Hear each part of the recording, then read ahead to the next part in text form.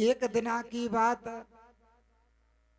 बाबू महाराज के मंदिर पे दौज लग रही, और जब धाम पे लाइट नहीं आती थी, क्योंकि लाइट थी नहीं, जंगल था, तो एक बड़े सिलेंडर से छोटे सिलेंडर में गैस डाल करके मेंटल लगा करके जलाया करते थे, और सिलेंडर से पूड़ी सब्जी बना करके भक्तों को खिलाया करते थे। एक दिन बाबू महाराज की दौज आ गई और सिलेंडर भराना भूल गए। सुबह जब याद उठी कि आज तो बाबू महाराज की दौज है, सिलेंडर नहीं भरा पाया, तो एक हमारा शिष्य था, लक्ष्मी नारायण नाम था उसका, इसी गांव का रहने वाला है, बहुत अच्छा प्रेमी था। हमने कही लाला तू जा सिलेंडर भरा ला, बाना की गुरुजी आज तो गाड़ी झी आवेगी, क्योंकि रोड से निकल के जाती थी तसीमे की गाड़ी। उसने क्या किया, रोड पे सिलेंडर रख दिया और अपनी दुकान पे जाके बैठ गए, तो न गाड़ी आई निकल के चली गई। धीरे धीरे शाम हो गई, जब संध्या का समय हो गया कि भैया स्नान करने हम चल दिए पार्वती के घाट पर। 6 बज गए हैं, 5 बज रहे हैं। हमने उससे कहा कि लाला तेरा सिलेंडर नहीं आया, न कि गुरुजी गाड़ी निकल गई, सिलेंडर भरा नहीं पाया। तो एकदम हमारे हृदय में बाबू महाराज के लिए रटन लग गई कि हे नाथ मेरे, अब तुम्हारी दौज की व्यवस्था मेरे से मिट गई है। जो तुमने मुझे भार सौंपा था उस भार को मैं काबू नहीं कर पाया। मैं तेरा सेवक नहीं हूं, एक जल्लाद हूं। ऐसे कहे कि मैंने स्नान नहीं किया और मैं गांव खेली में चला गया। 2-3 चक्कर मारे पर लेकिन अब व्यवस्था नहीं हुई। तो जब मंदिर के लिए लौट रहे थे तो हमें एक औरत मिल जाती है, राहुल की मम्मी, यानी राम निवास की घरवाली, गांव खेली में वो हमारे परिवार से थी। उन्होंने कि भगत जी कैसे उदास मन है तुम्हारा।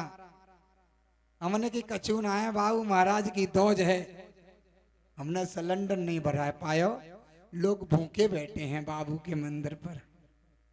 उन्होंने की तो कोई बात नहीं है, तुम चले जाओ, हवाल को लल्लू आ जाओ तो सिलेंडर हम पहुंचा देंगे, हमने सिलेंडर अभी भरवाया है, तुम चले जाओ, उन्हें किसी को भेज देना।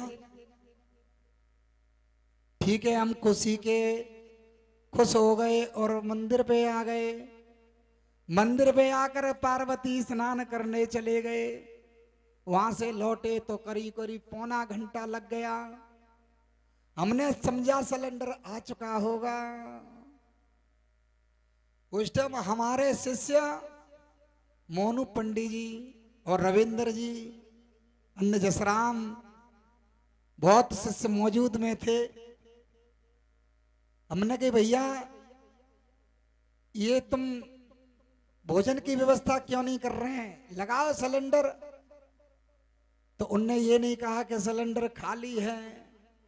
मोनू पंडित जी कहने लगे अब तो महाराज जी ने कह ही दिया, अब तो सिलेंडर लगाओ, अब क्या टेंशन है। महाराज जी सिर्फ एक बार कह दें। जैसे ही सिलेंडर लगाया, मेरे बाबू महाराज ने पता नहीं कौन सा केबल लाइन उसमें जोड़ दिया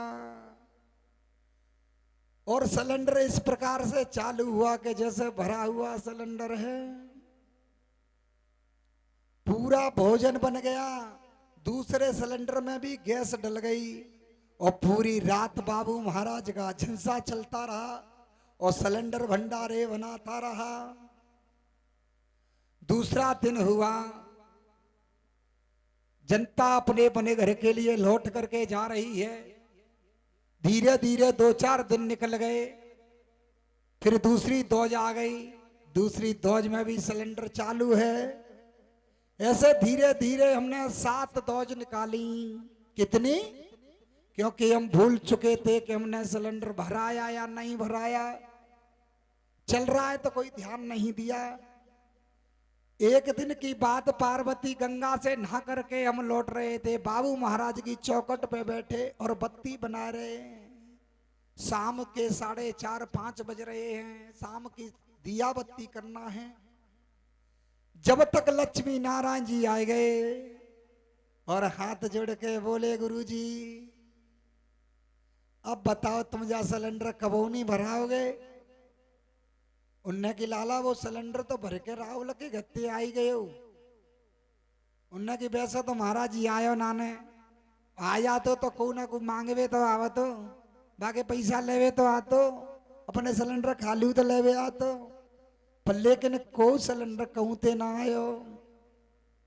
और अगर सिलेंडर आ भी जाता तो 7-8 महीने नहीं चलता महाराज।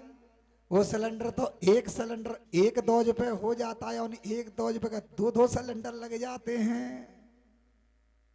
महाराज जी ये बात सुनकर के हमारे मन में ख्याल आया और आंखों से आंसू चलने लगे कि हे बाबू महाराज, दुनिया आपकी चापलूसी में खड़ी है, हाथ जोड़कर निवेदन करती है नारायण। कोई आपके मंदिर में झाड़ू लगाता है, कोई परिक्रमा करता है, मैं एक ऐसा नीच अभागा हूं कि मैंने आज अपने भगवान से ही नौकरी करा रहा हूं। तुरंत सिलेंडर वहीं से उठाया और वापस हमने भेज दिया, इस सिलेंडर को उठाओ और दूसरा सिलेंडर लगवा दो। अगर यही भावना आपकी बनी रही तो मैं सत्य कह रहा हूं कि बाबू भगवान तो बड़े दयालु हैं, बहुत दयालु हैं। ऐसा दाता तो तीनों लोकों में भी नहीं है।